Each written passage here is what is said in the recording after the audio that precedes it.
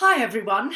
Today Grace and I have met for lunch again, and we're going to talk about things that you do, or more importantly, things that you don't do with your husband. And Grace, we're not talking about No, I won't mention that word, the S word, because we know that doesn't happen. We're over 50 now.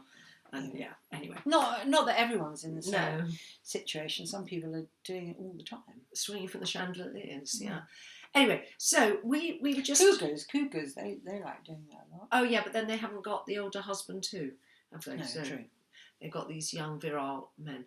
No, but what we were going to talk about was the fact that when you're young and married or in a partnership with somebody, you feel you should do everything with them.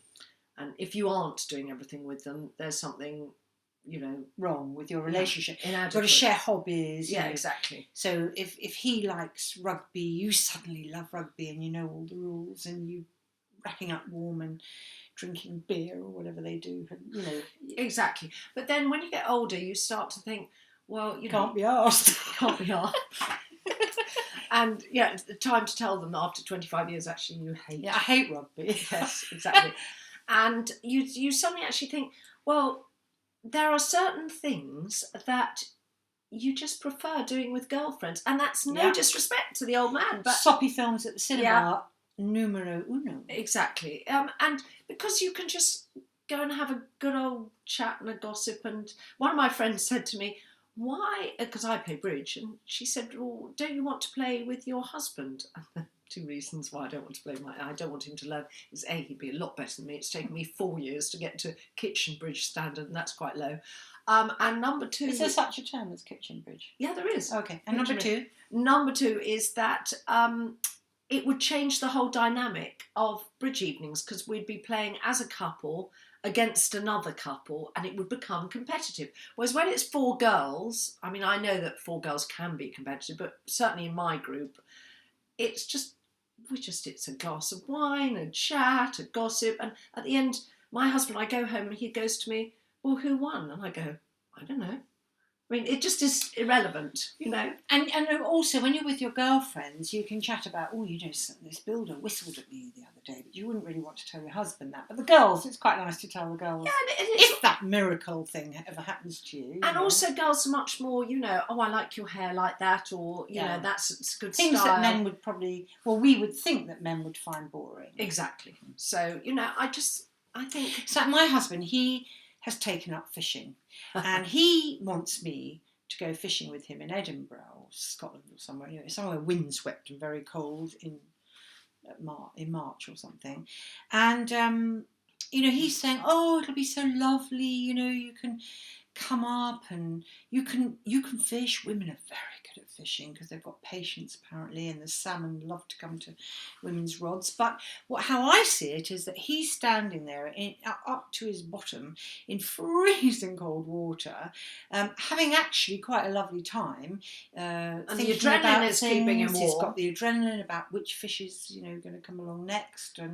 But for me, the prospect is sitting on a muddy, wet bank in the freezing cold, trying to read a book with my gloves. I mean, but also it's nice that you get presumably 2, 3, 4 days on your own with your girlfriends, with members of the family that your husband doesn't like, or things like that, and B, it's nicer when they come back. You're pleased to see them, aren't you? And and you've got lots to and you've got lots to talk about. And I just don't think one should be so intimidated that that you think. But then, what do you think about sleeping separately? Because if there's a snoring or a restlessness issue, for example, is that one step too far? Does that mean your marriage is breaking down? I think that I certainly think it's a step in the wrong direction. See, I don't like the idea of it either. No, I'd rather put up with everything that goes under my duvet. Yeah. Between my husband and I can tell you it doesn't begin with S. But all those things, inconveniences, I'd rather have those than sleeping separately. And I miss him when he's not there, even though I've got the whole bed. I do miss that.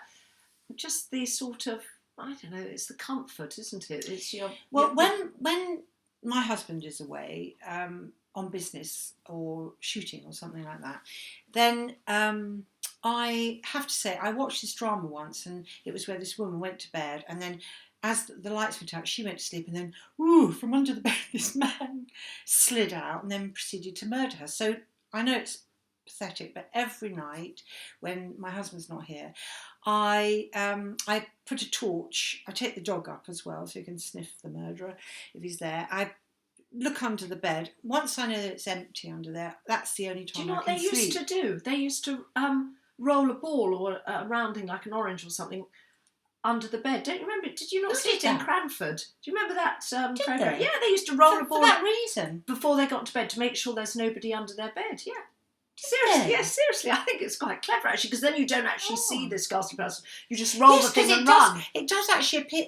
I do sort of sometimes think, as I'm bending down there, if there is a murderer there, he's just going to get me here and kill me, isn't he? Yeah, exactly. So at least you could run out when it hits the person, and they get a bit of a shock when they're. Of course, if we did have a burglar or a murderer under our bed, my husband would probably push me out to deal with it anyway, bless him. And the other thing is some people will say, well, if you let your husband go off and do all these things on their own.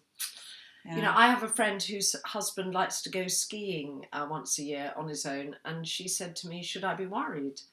And I went, well, he goes quite a long way away. And with friends or on his own? No, with another male friend, his best male friend. And I think, that is quite tricky. Not sure how many sort of, glue vines it needs. Yeah, I don't know, but I think if you don't know about it, then just, if that's what they want to do, I think to stop him going, because you're worried about that would cause even more problems. And she doesn't like to ski, and I think you've got to have trust. How old is he anyway? Is he attractive? Late 60s, yeah. Well, okay, but I'm just saying, perhaps there aren't that. Most of the people that go skiing are quite young. Yeah, exactly. I mean, what's the danger? No, really? Exactly. I think you just have anyway. When you get to our age, I think if they did strike lucky, you kind of think, well, good for you.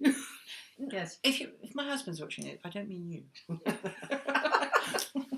Okay, bye for now.